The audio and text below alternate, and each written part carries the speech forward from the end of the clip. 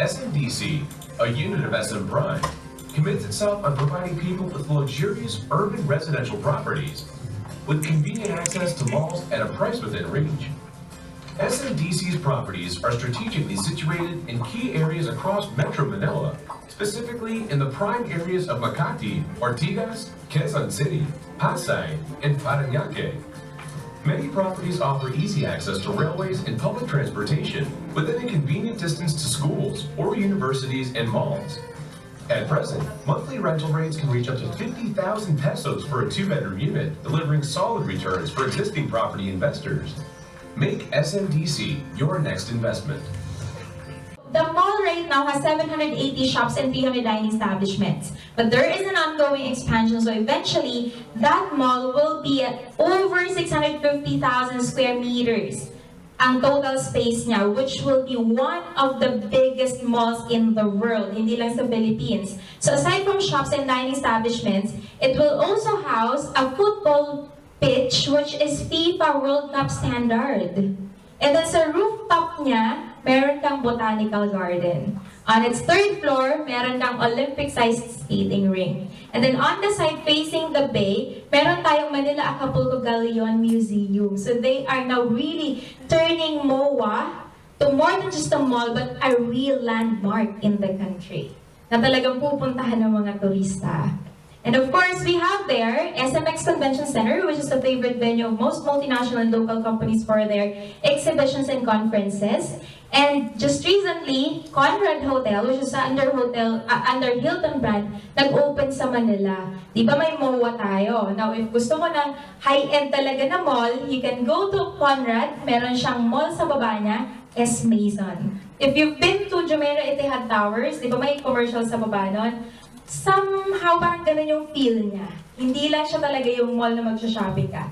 What you will have there is a different experience than just shopping. So that's what we have at S. Maison. And then of course, MOA Arena, which is the favorite venue of most international and local artists for their concerts. Not only concerts, even special NBA games, PBA games, UAAP, beauty pageants, and other big events in the country, dito ginagawa sa Mall of Asia Arena.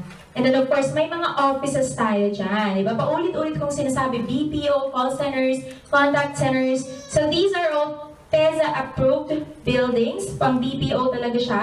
Right now, open na si 1Ecom. We have our office, SMDC office at 2Ecom. Si 5Ecom nag-open na rin last year. And soon to open would be 3, 4, and 6 Ecom. So again, Ecom stands for e-commerce. These are intended for business process outsourcing companies. Now, pagdating sa, aside from entertainment hubs, business centers, when it comes to accessibility, the Mall of Asia actually is not just accessible to places in Metro Manila like Makati, Manila, and Cavite. Even internationally, very accessible na rin siya. Just like what I have mentioned earlier, nag-open na yung NAIA Expressway. So, coming from NAIA to this area, dire-diretso ka na lang, ang bilis-bilis na. Yan.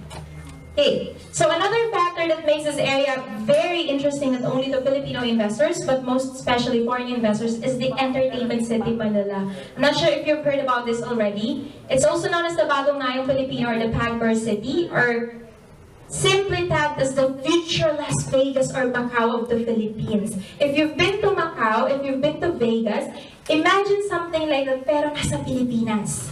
nadalhin natin sa Pilipinas. Ganun yung feeling. So eventually, pag uuwi kayo sa Pilipinas, pag fully operational na yun, para pa rin kayong nasa ibang bansa.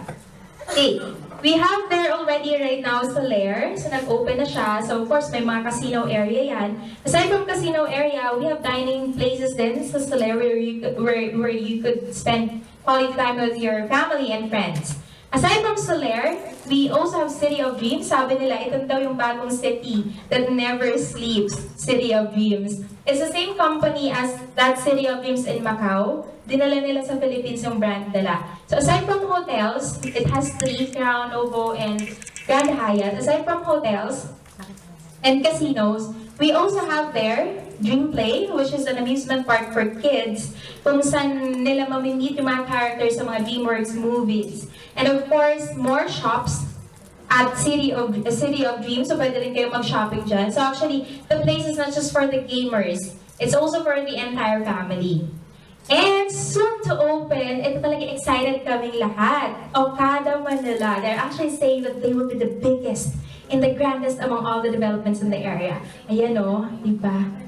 Ang grande talaga, para kang nasa palasyo pag nandun ka sa loob. And of course, they will be having this, if you've seen here, that dome, that's their pool area. It's not just a typical pool, it's beach-inspired. So say for example, you're from Makati, you're from Pasig, or you're from any part of the metro, diba, for us to enjoy a beach, we have to drive all the way to Batangas, to Zambales, or we have to fly to Boracay, or Palawan. Next time, mag-MRT na lang kayo papunta dun sa may Pasay, or mag-drive kayo to may Pasay area, you will have that beach experience already at Okada, Manila. And of course, they will be having this fountain, which they say will rival that fountain in Las Vegas. Ganun ka-confident yung developer nitong place na to. It's named after the owner actually, Kazuo Okada. He's a Japanese businessman na talagang into gaming industry. So, Okada, Manila. And then of course, if you've been to Resorts World Manila, which is right across NAIA Terminal 3, we will be having another Resorts World, which they will name as Resorts World Bayshore in that entertainment city. So aside from casinos, it will house Beatles Strip, Grand Opera House, and another amusement park, which is inspired naman ng mga Warner Brothers films. So eventually, yung mga anak ninyo hindi nyo na kailangan dahil ng Singapore for Universal Studios, Legoland in Malaysia, or Disneyland in Hong Kong. Uuwi na lang kayo sa Pilipinas. Nabisita nyo naman sa mga anak ninyo, nakapag-enjoy pa yung mga anak ninyo dito sa entertainment city. Okay, so that entire thing that I have shown you totals to approximately 15 billion US dollars. We're not just talking about peso or dirhams. It's 15 billion US dollars. Ganun kalaki yung project na yun. So, because of that, not only SMDC actually, even other developers in the area were able to capitalize on it. Mas mabilis mabenta yung mga properties, mas mabilis din mag-appreciate at yung value at mas mabilis din maparentahan at a higher price yung mga units natin dun sa area. So for our first 2 projects, C and Shell Residences, these are now both ready for occupancy. So gusto nyo man din kumuha pati ng units dyan, sold out na rin sila. For C Residences, we started selling our units in 2008 at 1.7